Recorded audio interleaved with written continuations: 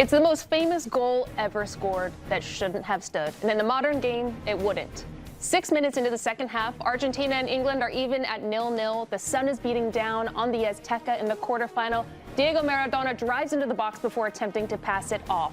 The ball bounces up, and Maradona beats the goalkeeper Peter Shilton to the floating ball and heads it home. Or at least that's how it looked to the referee.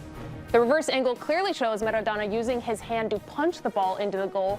4 minutes later, he would go on to score what would be deemed the goal of the century. Argentina would march on to win the World Cup in 1986, and over the years, Maradona would double down, acknowledging he used his hand to score, but by then it was too late. English hearts were broken, and an infamous photo was made iconic, and another moment in the complicated legacy of Diego Maradona was etched in stone. Now, gentlemen, was this the most iconic World Cup goal to have ever been scored? Yeah. That flatly. one? It's the most iconic, of course it is. What iconic and controversial, really, isn't it? Because obviously, VAR and basically handled it in. Yeah, it would never stand today. What other goal would you say is more iconic than that? Oh, it's probably that one because they went on to win it, and because of, obviously, England and Argentina and a lot of history there and a lot of tension during that. So you probably have to give that. I just think, again, that to show to the iconic greatness of it, we don't really talk about the second goal that he scored, which was actually the better goal. I think that's picking it up in his own half, running past 4 or 5 different players, taking it around the goalie and scoring. It's frightening. But because this goal is so iconic, it's got so much mystique around it. Some people say it's cheating. Some people say it's gaining an advantage. That's why it's so iconic. It's the controversy behind the goal, and it's lived on for so long because Argentina went on to win the World Cup as well. And also, you talk about two nations with great rivalry at the time as well, obviously political turmoil and everything. And that's the moment because the English people feel that they were cheated because it's a goal that shouldn't have stood. It was a handball. But obviously, when you look at the picture behind us, it does look like he had it. And I think this second goal here is the more iconic moment. I'd probably say that is one of the greatest goals scored in a World Cup, that second one. But it's the beauty of football. We're still talking about it now for how long it happened. And for me, this happened at the Azteca, and I was fortunate to play there.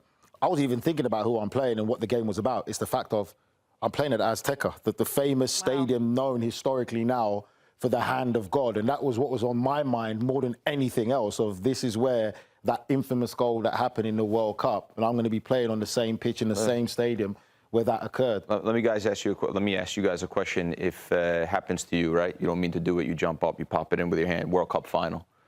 Are you going to go back and say, and no one knows? You're going to go back and say, "I'm sorry, I touched you with my hand"? Nope. Would you? Depends what year we're living in, what time we're in the world we're in. World Cup final. You score with your hand. Nobody sees it. You can't get away with this. You're going to go to the ref and say, "Sorry, I touched you with my hand." Are you? I'm coming in with face paints, drinks, beers, a lot. Hey, you know how I learned the game? We won. You know how I learned the game? Watching Italian football as a kid? Deceiving the ref was part of it, was a skill. Yeah. Deceiving the ref was a skill. Diving was a skill. Doing anything was a skill. Maradona is one of the guys that I looked up to the most because obviously he played in Naples, where my parents are from. And when I saw that goal, or when I heard about this goal, I always thought to myself, how clever is that? Yeah, I mean, looking at this, you cannot tell. Just from this angle. But never really spoke about this because this was before I was born. So I know it wasn't for you, but for the rest of us, it was.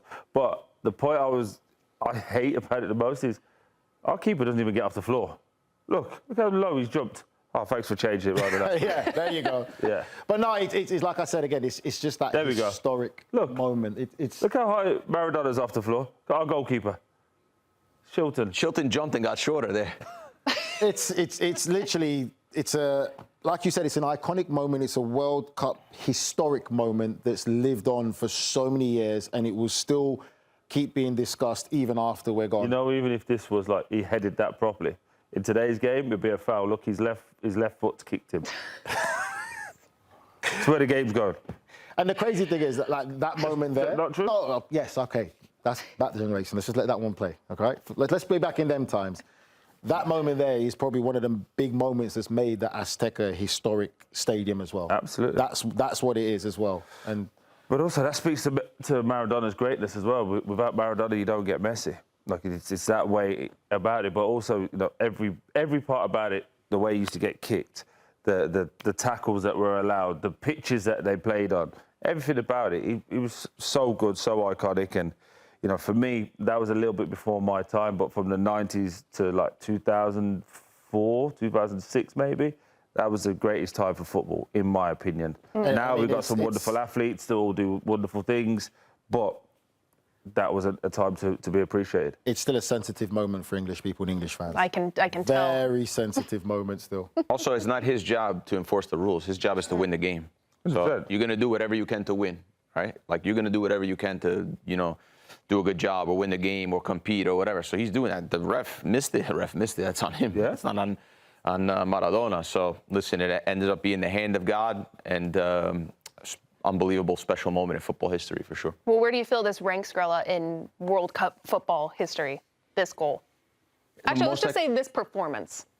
Oh, it's up there with some of the highest, for sure, because the second goal he follows this up with is even crazier. And when you talk about the political pressure that was going on between the two countries at the time, it makes it really feel more personal. I think that's why we love the World Cup, too. Like, the national anthems come out before. There's a sense of pride to that. You know, what the men's national team played the other day, and they're flying Blackhawks over the stadium. I think there's a juice to it. So that game was special, too. Do you remember the video of, like, when the anthems were being sung and his face looking down the line and everything like that? Of just, as we talk about the leader, just like how Messi is similar to him, but obviously different generation again, how people were back in those days, and you could just see just the rage in his face, and just was hungry for it. And it just shows how tense that game was.